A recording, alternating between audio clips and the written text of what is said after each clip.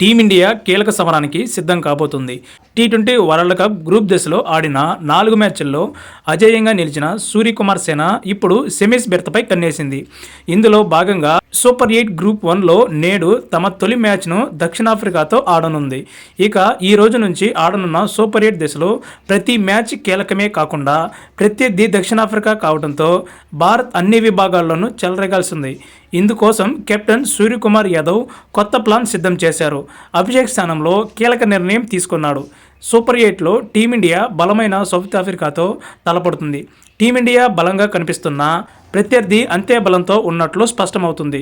అటు సఫారీలు క్రితం టోర్నీ ఫైనల్లో ఎదురైన పరాభవానికి ప్రతీకారం తీర్చుకోవాలని కసితో ఉన్నారు. De Kock, Markram, Brevis, Stubbs, Rickelton, మిల్లర్తో వీరి బ్యాటింగ్ దుర్భేద్యంగా కనిపిస్తుంది.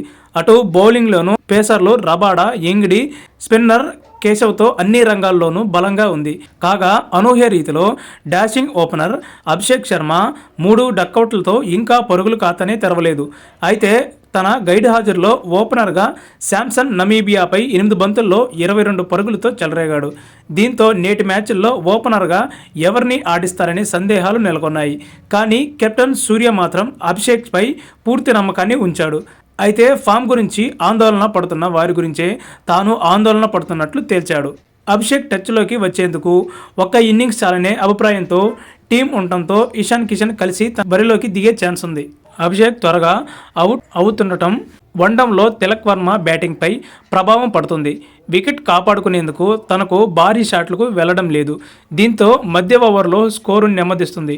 అయితే తమ సూచన మేరకే తిలక్ అలా ఆడాల్సి వస్తుందని కెప్టెన్ చెబుతున్నాడు. మిడిల్ ఆర్డర్లో సూర్య పాక్ నెదర్లాండ్స్పై రాణించకపోయాడు. కాగా హార్దిక్ దూబే చివరిలో చెలరేగడం సానుకూలాంశం కానుంది. సఫారీ బౌలింగ్ లైనప్ పటిష్టంగా ఉండటంతో భారత బ్యాటర్లు సమిష్టిగా రాణించాల్సి ఉంది. పేసర్ బుమ్రా, స్పిన్నర్ వరుణ్ చక్రవర్తుల బంతులను గ్రూప్ దశలో ప్రత్యర్థి జట్లు ఆడలేకపోయాయి. కానీ సౌత్ ఆఫ్రికా బ్యాటింగ్ లైనప్ను పిచ్ను బట్టి కుల్దీప్ కంటే హర్షదీప్కే ఛాన్స్ ఇవ్వనున్నారు. అలాగే సుందర్ స్థానంలో అక్షర్ తిరిగి బరిలోకి దిగనున్నాడు. పిచ్ కండిషన్లకు అనుగుణంగా తుది జట్టు ఖరారు చేయనున్నారు. అయితే అహ్మదాబాద్ కలిసి వచ్చే పిచ్గా భావిస్తుండటంతో ఈ మ్యాచ్లో టీమిండియాపై అభిమానులు భారీ అంచనాలు ఉన్నాయి.